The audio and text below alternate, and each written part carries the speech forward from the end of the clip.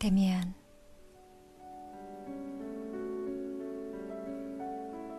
에바 부인. 그 세 번째 이야기.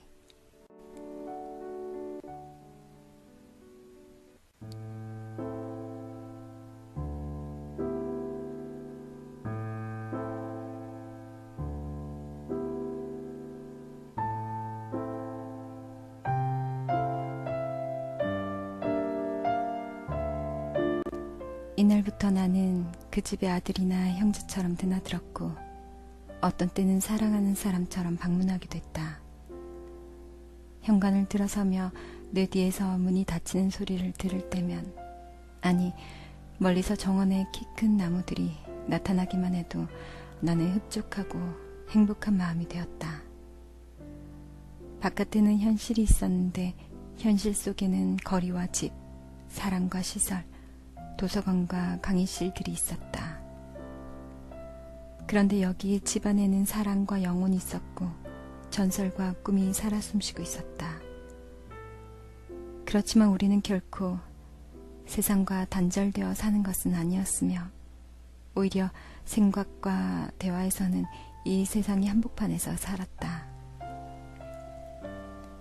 우리는 단지 다른 영역에 속했을 뿐이었고 다수의 사람들과 어떤 경계선으로 분리된 것이 아니라 단지 보는 방식의 차이에 따라 분리되었을 뿐이었다.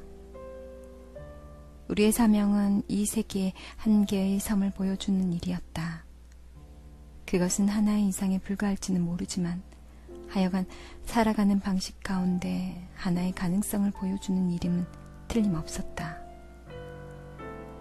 오랫동안 고립되어 있었던 나는 단지 완전한 고독을 맛본 사람들 사이에서만 가능한 공동체를 알게 되었다. 나는 결단코 행복한 사람들의 식탁이나 흥겨워하는 사람들의 축제로 되돌아가기를 바라지 않았고 다른 사람들의 공동체를 보더라도 부러워하거나 향수를 느끼지 않았다. 그리하여 나는 차츰 표적을 다한 사람들의 내밀한 냉정에 동조하게 되었다. 표적을 지닌 우리들은 세상 사람들로부터 이상스럽다든가 미쳤다든가 위험스럽다고 여겨지고 있을지도 모르는 일이었다. 우리는 깨달은 자 혹은 깨닫고 있는 자들이었고 우리의 노력은 갈수록 완전해지는 깨달음을 위해 경주하는 데 있지만 반면 다른 사람들의 노력과 행복 탐구는 그들의 의견, 이상과 의무, 생활과 행복의 기준을 군중의 그것에 점점 더 밀착시키려고 애쓰는 데 있었다. 물론 그곳에도 노력과 힘과 위대성은 있었다. 그러나 우리들이 보기에는 우리들 표적을 지닌 자들은 새로운 것, 고립된 것, 미래의 것을 지향하는 자연의 의지를 제시하고 있는데 반해 그들은 다만 고집의 의지 속에 안주하고 있는 것처럼 느껴졌다. 그들에게 인류란 우리들과 마찬가지로 그들 역시 사랑에 맞이하는 인류란 유지되고 보호받아야 할 완성된 그 무엇이었다. 우리들에게 인류란 우리 모두가 그것을 향해 가는 도중에 있는 것, 그 모습을 아는 사람이 아무도 없는 것, 그 법칙이 아무데도 적혀있지 않는 그런 아득한 미래인 것이었다. 에바 부인과 데미안과 나를 제외하고도 그 밖에 여러 부류의 탐구자들이 가깝고 먼 차이는 있을지언정 우리들의 공동체에 속해 있었다.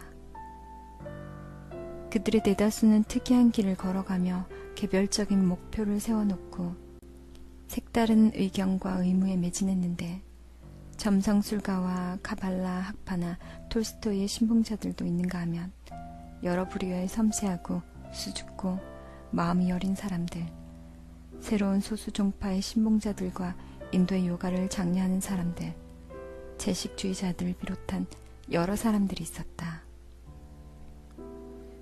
이 모든 사람과 우리는 각자가 타인의 비밀스러운 삶의 꿈을 존중해준다는 것 말고는 어떤 정신적인 것이나 현실적인 일에 공통점이 없었다.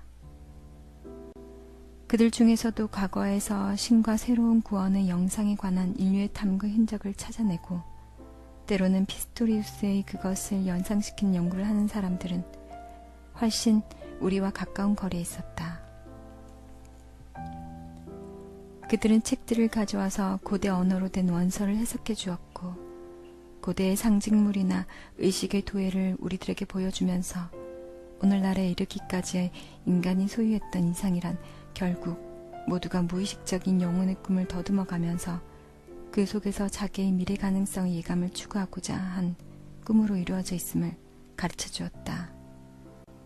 그들은 책들을 가져와서 고대 언어로 된 원서를 해석해 주었고 고대의 상징물이나 의식의 도해를 우리들에게 보여주면서 오늘날에 이르기까지의 인간이 소유했던 이상이란 결국 모두가 무의식적인 영혼의 꿈을 더듬어가면서 그 속에서 자기의 미래 가능성의 예감을 추구하고자 한 꿈으로 이루어져 있음을 가르쳐 주었다. 이렇게 해서 우리는 고대 이상스러운 1000개의 머리를 가진 신의 무리에서부터 기독교적인 개종의 연명에 이르기까지 신들의 엉킨 덩어리를 섭렵할 수 있었다. 우리는 종교가 고독하고 경건한 사람들의 고해에서 민족과 민족으로 옮겨간 변천의 궤적을 잘 알게 되었다. 그리고 우리는 우리들이 수집한 모든 자료를 통해서 우리들의 시대에 비평적인 인식을 갖게 되었고 방대한 노력으로 강력하고도 우수한 무기를 만들어낼 수는 있음에도 정신은 극도로 황폐해져 가고 있는 현대 유럽에 대한 비평적인 안목을 갖게 되었다.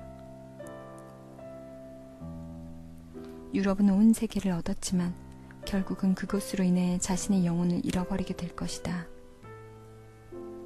여기에도 물론 약간의 희망과 구제론의 신자와 고해자가 있었다.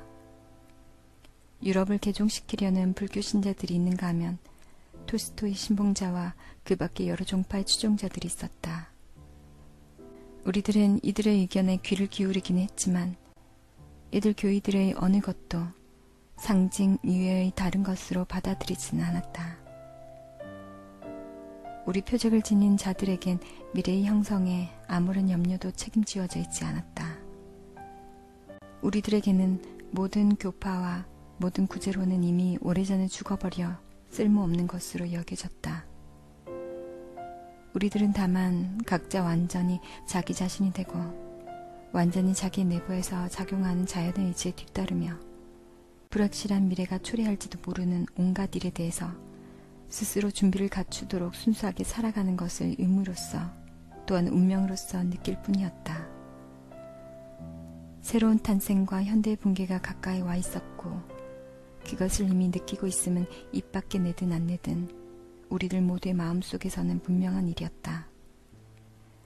데미안은 여러 차례 나에게 말했다.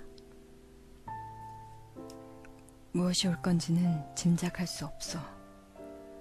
유럽의 영혼은 무한히 오랫동안 쇠사슬에 매여 있는 짐승과 같아.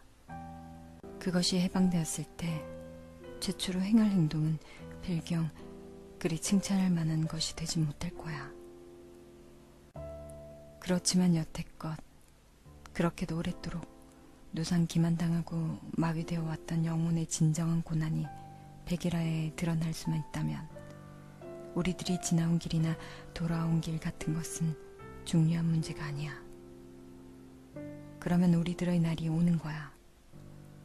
세상 사람들의 지도자나 새로운 입법자로서가 아니라 우리는 새로운 법률 같은 것은 더 이상 경험하지 않겠지만 우리는 오히려 의지자로서 운명이 부르는 곳이라면 어디든지 함께 가서 그곳에 서 있을 각오가 되어 있는 그런 사람으로서 필요하게 될 거야. 이봐, 모든 사람들은 만약 그들의 이상이 위협을 받는다면 아마 믿을 수 없을 만한 짓을 충분히 해낼 용의가 있을 거야. 그러나 새로운 이상이 아마도 위험스러우며 흉측하게 느껴질지도 모르는 그런 새로운 성장의 움직임이 문을 두드릴 때 거기에 있을 사람은 아무도 없을 거야.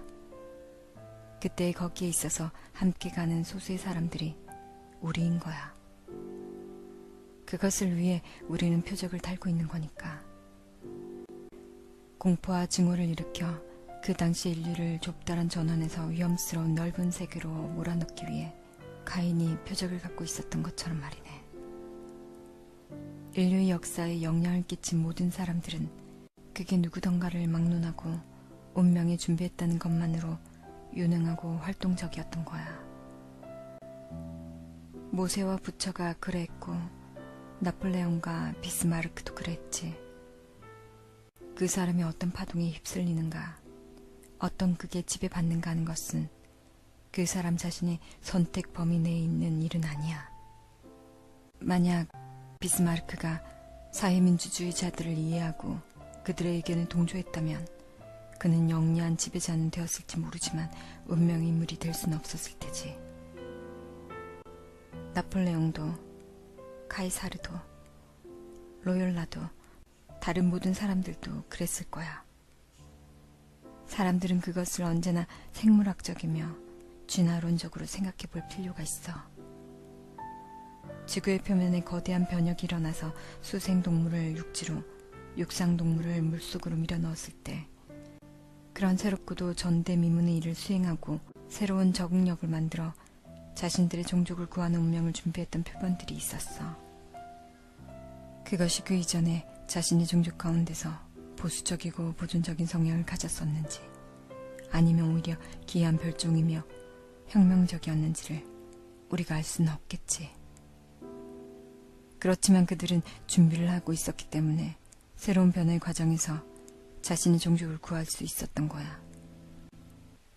우린 그 점을 잘 알 수 있지. 그래서 우리는 준비를 하려는 거야. 에바 부인은 우리가 그런 대화를 나누는 자리에 때때로 함께 있었다. 그러나 그녀 스스로는 이러한 식의 이야기를 하지 않았다. 그녀는 자신의 견해를 펼치는 우리들에게 신뢰와 이해심에 가득 찬 경청자이자 반향이 되어 주었는데 그러한 생각들이 모두 그녀에게서 비롯되어 다시 그녀에게로 되돌아가는 것처럼 보였다. 그녀 가까이에 앉아있는 일이나 그녀의 목소리를 듣고 그녀를 에워싸고 있는 성숙함과 영혼의 분위기에 한몫끼는 일이 나에게는 다할 수 없는 행복이었다. 나의 내부에서 어떤 변화나 혼돈이나 혹은 혁신이 일어나면 그녀는 곧잘 그것을 알아차렸다. 내가 잠잘 때 꾸는 꿈조차 나에게는 그녀로부터의 영감에 의한 것처럼 여겨졌다. 나는 자주 그녀에게 내 꿈 이야기를 했는데 그 꿈은 그녀에겐 쉽게 이해가 가고 자연스러운 것이었으며 그녀가 분명한 느낌으로 파악해낼 수 없는 기상천외한 일은 존재하지 않았다. 얼마 동안 나는 마치 우리들이 나눈 일상대화의 복제와도 같은 꿈을 꾸었다. 세계는 온통 혼란에 빠지고 나는 혼자서 혹은 데미안과 함께 긴장하며 위대한 운명을 기다리는 꿈이었다. 운명은 가려진 채였지만 어딘지 에바 부인의 표정을 지니고 있었다. 그녀에게 선택되거나 혹은 배척당하는 것이 바로 운명이었다. 여러 차례 그녀는 미소를 띠면서 말했다. 당신의 꿈은 완전하지가 않아요. 싱클레어, 당신은 제일 좋은 것을 잊어버렸어요. 그 말을 듣고 나서야 그 잊어버린 부분이 생각이 났고 나는 어쩜 그것을 잊고 있었는지 이해할 수 없었다. 때때로 나는 불만을 느끼며 어떤 욕구로 고민하곤 했다. 그녀를 팔에 끌어안지도 못하면서 그녀를 가까이에서 지켜보기만 하는 건 더 이상 참을 수 없다는 생각이 들었다. 그녀도 곧 그것을 알아차렸다. 한 번은 여러 날 동안이나 그녀를 찾아가지 않았다가 여전히 어지러운 마음으로 다시 그녀를 찾아가자 그녀는 한쪽으로 나를 데리고 가서 말했다. 당신은 당신이 믿지도 않은 소원에 정신을 잃어서는 안 돼요. 당신이 무엇을 소원하고 있는지 나는 잘 알고 있어요. 당신은 이 소원을 바라거나 아니면 완전하고 올바르게 바라지 않으면 안 됩니다. 만약 당신이 그 소원을 이루려고 마음속에 완전한 확신이 들도록 소망할 수 있다면 그땐 그 소원을 성취할 수 있게 될 거예요. 그러나 지금 당신은 소원하면서도 다시 후회하기도 하고 동시에 두려워하고 있어요. 이 모든 것을 극복할 수 있어야 해요. 내가 전설 이야기를 하나 해줄게요. 그녀는 별에 반한 젊은이의 이야기를 해주었다. 그는 바닷가에 서서 손을 뻗치고 별에 예배했고 별의 꿈을 꾸고 자기의 생각을 별에 보냈다. 그렇지만 사람이 별을 끌어안을 수는 없음을 그도 알고 있었거나 또는 알고 있다고 생각했다. 그는 충족될 희망도 없이 별을 사랑하는 것이 자신의 운명이라고 생각했다. 체념과 자기 개성과 정화를 시키기 위한 충실한 고민을 이야기하는 한편의 완전한 생명의 시를 지었다. 그러나 그의 꿈은 모두 별을 찾아갔다.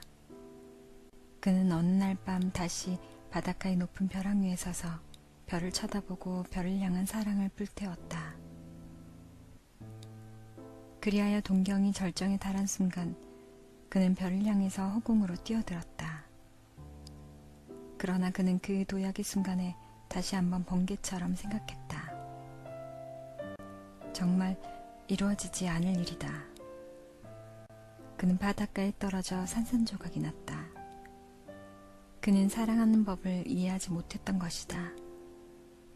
만약 그가 뛰어올랐던 그 순간에 단단하고 확실하게 그 일이 이루어질 거라고 믿는 정신력이 있었다면 그는 하늘로 날아 올라가서 별과 하나가 될 수 있었을 터였다.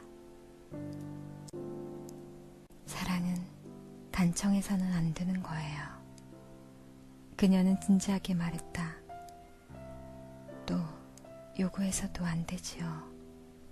사랑은 자신의 내부에서 확신에 이르는 힘을 가져야 해요. 그러면 사랑은 끌려오는 것이 아니라 끌어당기게 되는 거지요. 싱클레어, 당신의 사랑은 나에게 끌리고 있어요. 당신이 나를 끌게 되면 나는 가겠어요. 나는 아무런 선물도 드리고 싶지 않아요. 나는 당신에게 획득당하고 싶은 거예요. 그러나 다음번에는 나에게 다른 이야기를 해주었다. 희망도 없이 사랑하는 한 남자가 있었다. 그는 자신의 영혼 속에 완전히 침잠하여 사랑한 나머지 다 없어질 것 같다고 느꼈다. 그에게는 이 세계가 사라져 버렸으며 더 이상 푸른 하늘도 파릇한 숲도 보이지 않았다. 시냇물도 그에게는 졸졸거리지 않았고 하프도 그에게는 울리지 않았다. 모든 것은 사라져 버렸고 그는 가난하고 비참해졌다. 그러나 그의 사랑은 나날이 자라서 자신이 사랑하는 여자를 소유할 수 없느니 차라리 죽어버리고 파멸해버리고 싶은 지경에까지 이르렀다. 그때 그는 사랑이 자신의 내부에 있는 모든 것을 불태워버렸음을 느꼈다. 그리하여 그의 사랑은 자꾸만 강력해져서 그녀를 끌어당기고 그 아름다운 여자는 마침내 그를 따라오지 않을 수 없었다. 그녀가 왔고 그는 그녀를 맞이하기 위해 두 팔을 활짝 벌리고 서 있었다. 그러나 막상 그 여자가 그의 앞에 와서자 그녀는 아주 달라져 버렸고 그는 자기가 잃어버린 온 세계를 자기에게로 끌어당겼음에 깊은 전율을 느끼고는 그 세계를 바라보았다. 그 세계는 그의 앞에 서서 그에게 몸을 맡겨왔다. 하늘과 숲과 시내 이 모든 것이 새로운 빛을 띠고 생생하고도 화창하게 그에게 다가와서는 그의 것이 되었고 그의 말을 속삭였다. 이렇게 해서 그는 단순한 한 사람의 여인을 얻는 대신 온 세계를 그의 마음속에 지니게 되었다. 하늘의 모든 별은 그의 내부에서 타올랐고 그의 영혼을 뚫고 지나가며 환희의 불꽃을 튕겼다. 그는 사랑을 했다. 자기 자신을 발견한 것이었다. 그러나 대부분의 사람은 자기를 잃어버리기 위한 사랑을 한다. 에바 부인에 대한 사랑이 내게는 내 생활의 유일한 내용처럼 느껴졌다. 매일같이 그것의 모양이 달라졌다. 때때로 나는 나의 본성이 나를 이끌어 도달하려고 애쓰는 것은 그 여자 개인이 아니라 나의 내심의 상징에 불과하며 그것은 나를 나의 내부로 더욱더 깊이 끌고 들어가려고 한다는 것을 확실하게 느꼈다. 때론 나는 내 마음이 바라는 절박한 질문에 대하여 마치 내 속의 무의식적인 어떤 것이 대답하는 듯한 그녀의 이야기를 듣곤 했다. 또한 내가 그녀의 곁에서 관능적인 욕망에 불타올라 그녀가 만진 물건에 입 맞추는 그런 순간도 있었다. 그리고 점차로 관능적인 사랑과 관능적이지 않은 사랑이, 현실과 상징이 서로서로 겹쳐졌다. 내가 우리 집의 내 방에서 조용한 마음으로 그녀를 생각할 때면 그녀의 손을 나의 손 안에서 그녀의 입술을 내 입술 위에서 느끼는 일이 떠오르기도 했다. 그러나 어떤 때는 그녀의 곁에서 그녀의 얼굴을 쳐다보며 이야기를 나누고 그녀의 목소리를 듣고 있으면서도 그녀는 진정 현실로 존재하고 있는지 아니면 내가 꿈을 꾸고 있는지 분간할 수 없기도 했다. 어떻게 사랑을 지속적으로 영원히 간직할 수 있는가를 나는 알아가기 시작했다. 어떤 책을 읽으며 나는 새로운 것을 느꼈는데 그것은 에바 부인의 입맞춤과 똑같은 느낌이었다. 그녀는 나의 머리칼을 쓰다듬어주며 성숙하고 향기로운 온기를 미소로 내게 보내주었다. 나는 마치 내 자신의 내부에 무슨 진보라도 이룩한 것 같은 느낌을 받았다. 내게서 중요하고 운명적이었던 온갖 것들이 그녀의 모습을 지닐 수 있었다. 그녀는 나의 모든 사상으로 변신할 수 있었고 나의 모든 사상은 그녀로 변신할 수 있었다.